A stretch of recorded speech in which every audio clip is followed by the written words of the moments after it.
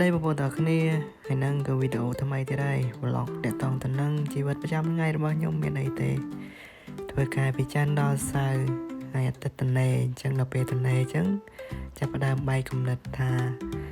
ចង់ទៅស្ទូចត្រីស្ទូចអីលេងអញ្ចឹងណាដោយសារតែយើងនៅបន្ទប់នៅផ្ទះវា stress វាស្មុគស្មាញពេក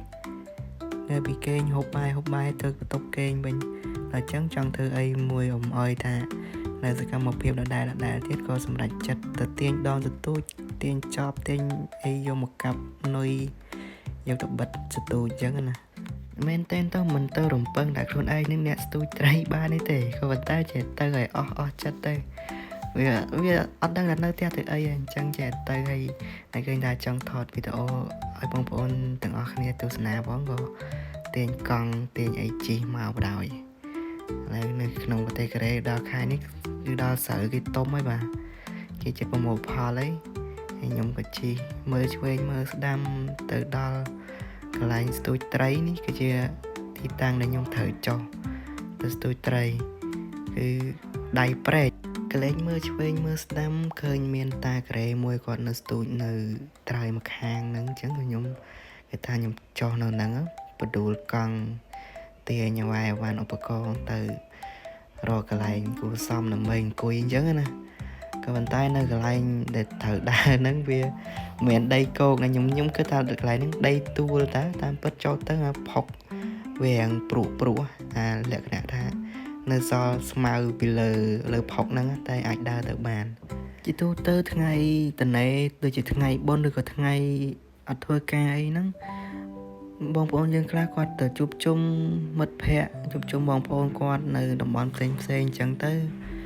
ហើយអ្នកខ្លះគាត់ទៅរៀនទៅអីអញ្ចឹងណារៀនតាម center រៀនតាមអីវគ្គជំនាញផ្សេងរៀនភាសាកូរ៉េទេខ្ញុំក៏ធ្លាប់ចូលឈ្មោះរៀនក៏ប៉ុន្តែចូលទៅគេចូលឈ្មោះពេញអស់ក៏អត់បានចូលរៀនកុំអីមិនបាននៅស្ទូចទៅអីចេះទេថ្ងៃអាទិត្យតែរៀនបាត់ហើយហើយនេះដោយសារតែតនេអត់មានធ្វើអីក៏អបសោះក៏ទាញសន្ទូចទាញកង់ទាញអីមកស្ទូចត្រីបាទពេលវេលាគឺលឿនមែនតើបងប្អូនអើយមកកូរ៉េមិនតាន់នឹងអីហងផ្លឹកចិត្តដាច់មួយអាណត្តិទៀតទេហើយសួរតែសល់អីអត់មានសល់អីទេសល់តែចំនួនឆ្នាំដែលនៅសល់ហ្នឹងហើយក៏ទៅមិនបើយើងតម្រូវការដោះស្រាយជីវភាពគ្រួសារបងប្អូនយើងមានបញ្ហាផ្សេងគ្នាមិនថាខ្ញុំមិនថាអ្នកណាទេគឺមានបញ្ហាដែលត្រូវដោះស្រាយដូចគ្នាអញ្ចឹងក៏យើងកុំទៅស្មុគស្មាញកុំទៅ stress ខ្លាំងពេកជួបរឿងអីដោះរឿងហ្នឹងទៅដោះបានក៏ព្យាយាមដោះទៀត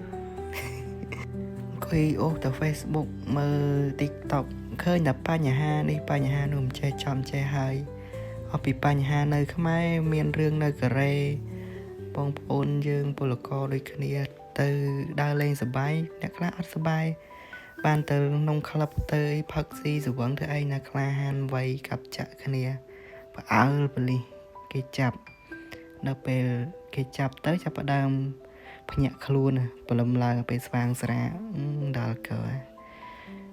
ហើយយើងមកដល់កន្លែងនេះហើយយើងត្រូវព្យាយាមធ្វើការងារហៅតែលុយទៅ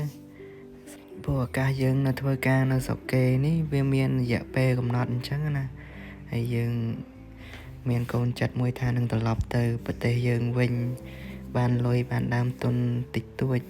ល្មមអាចបើកមុខរបររស់ស៊ីនៅប្រទេសយើងវិញវាល្អហើយវាគ្មានពីណាគេចង់មកនៅក្រៅស្រុកបែកបងបែកប្អូនទេនិយាយរួមទៅហើយដល់ពេលមកដល់ស្រុកគេហើយសบายភ្លើតភ្លើនផ្លេចខ្លួនវាយកាប់ចាក់បង្កើតជាបញ្ហាបង្កើតជារឿងទៅប៉ូលីសគេចាប់ពីអីទៅបញ្ហាពាក់ព័ន្ធគេចាប់បញ្ជូនទៅខ្មែរអ្នកខ្លះមិនទាន់ផ្សងគេរួចផងក៏ត្រូវប៉ូលីសចាប់ទៅខ្មែរដោយសារតែបង្កបញ្ហាអីអញ្ចឹងទៅហើយមានច្រើនហោហែឥឡូវត្រឡប់មកមើលវីដេអូខ្ញុំវិញដោយសារតែត្រីវាត់ស៊ីអញ្ចឹងបិទនុយទៅវាចឹកទៅនុយបិទទៅចឹកចិត្តវាត់ស៊ីផ្លែដោយសារតែផ្លែហ្នឹងវាធំពេកហើយអានុយហ្នឹងអាផ្លែហ្នឹងវាស្ទូចបានតែត្រីធំដល់ពេលត្រីនៅនេះត្រីទូចបិទនុយទៅវាស៊ីតែនុយទេវាអត់ស៊ីផ្លែដល់ពេលណាមួយមេឃវាចង់ភ្លៀងផងខ្ញុំក៏រៀបចំឲ្យបានមកផ្ទះវិញមកខ្លាចភ្លៀងមករត់អត់តាន់អញ្ចឹងណា chỉ con phong lại đua tam plei lấy ta miền ấy đây tôi ba năm miền là xì xiên với nha xiên là tè nè thơ xiên coi nhầm đây một cụm sọt chơi á bro tôi trạt man tray